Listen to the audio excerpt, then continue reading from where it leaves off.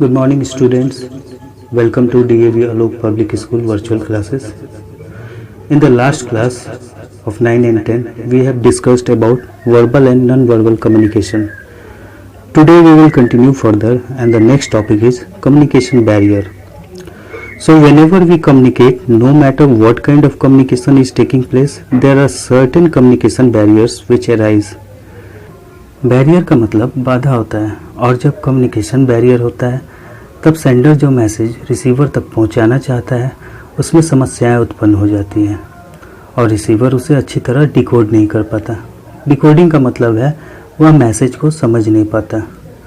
अब यहाँ सेंडर का जो पर्पस है वह पूरा नहीं हो पाता, क्योंकि जब उसने जो मैसेज सेंड किया है रिसीवर के पास, अगर वो उसे समझ ही नहीं पाएगा तो फिर कोई फीडबैक नहीं होगा और फिर कम्युनिकेशन का कोई पर्पस नहीं होगा। सो हम देखेंगे there are certain reasons behind communication barrier. So let us understand the cause of these barriers. तो सबसे पहला है language. If the language is not simple, clear and relevant, it will create communication barrier. चूँकि हम जो भी बातें दूसरों से करते हैं वो एक दूसरे के साथ कम्युनिकेशन के माध्यम से करते हैं, तो जब वह हमारी बातों को सुनकर फीडबैक देता है या रिप्लाई देता है तब हमें पता चलता है कि जो कम्युनिकेशन है हमारा वो सही है, सक्सेसफुल है। अब हमें यह बात ध्यान में रखना चाहिए कि जो कम्युनिकेशन है उसको सही करने के लिए सबसे पहले जो हमारा लैंग्वेज होना चाहिए वो सिंपल होना चाहिए, ताकि वह हमारी बातों को अच्छी तरह समझ सके, और उसी भाषा का प्रयोग करना चाहिए जो रिसीवर जानता है। अब यहाँ पर हम एक एग्जाम्पल के तौर पे देखेंगे कि जो स्टूडेंट्स होते हैं they already have books but still they need teachers. ऐसा क्यों होता है कि उन्हें टीचर की आवश्यकता होती है? ऐसा इसलिए होता है कि जो बुक में जो भी टॉपिक्स दिए गए हैं टीचर उसको सिंपल फॉर्म में कर कर समझा देता है। मीन्स कि जो कॉम्प्लिकेटेड चीज़ें होती हैं उन्हें भी आसानी तरीके से शिक्षक बता सकता है बच्चों को। Now the next one is lack of attention. जैसा कि हम जानते हैं एज ए लिसनर हमारी जो ड्यूटी होती है is to listen what is being told, तो हम आसानी से डिस्ट्रैक्ट हो सकते हैं। जैसा कि एक सिनेरियो आप याद कीजिए, जब हम क्लासरूम में हम और आप किसी टॉपिक पे डिस्कस करते थे तो आप कभी कभी खिड़की से बाहर झांकने लगते थे और टीचर जो बोल रहा है उस पर आपका ध्यान नहीं होता था, तो इसे ही कहते हैं लैक ऑफ अटेंशन। तो यह कम्युनिकेशन में बाधा उत्पन्न करता है। उसके बाद है फिजिकल चैलेंजेस।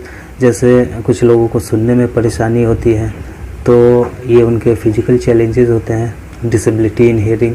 तो इससे भी आप जो बात उनको बताना चाहते हैं वो अच्छी तरह से सुन नहीं पाएंगे और हमारा जो कम्युनिकेशन होगा उसमें बैरियर्स होगा। उसके बाद आता है बॉडी लैंग्वेज। तो बॉडी लैंग्वेज जैसा कि हमने पिछले क्लास में डिस्कस किया था कि 65% हमारा जो कम्युनिकेशन होता है वो नॉन वर्बल होता है, जिसमें कि आते हैं पोस्चर, गेस्चर, एक्सप्रेशन। तो अगर इन सब में कहीं ना कहीं प्रॉब्लम हो रहा है तो हमारा कम्युनिकेशन भी कहीं ना कहीं उसमें गैप आ रहा है, वो बैरियर क्रिएट हो रहा है। उसके बाद आता है कल्चरल एंड लैंग्वेज डिफरेंसेस। यहाँ हम जानते हैं कि हर एक कल्चर के हर एक लैंग्वेज डायलेक्ट्स बोलने वाले लोग होते हैं, तो अगर हम उनकी भाषा को नहीं समझ पाते हैं या बोल नहीं पाते हैं तो यहाँ भी हमारे बीच में एक बैरियर उत्पन्न होता है, और जिस वजह से हमारा जो कम्युनिकेशन का पर्पस है वह पूरा नहीं हो पाता है। अब उसके बाद हम आते हैं जो अगला बैरियर है हमारा वो कम्युनिकेशन का, वो है नॉइज़।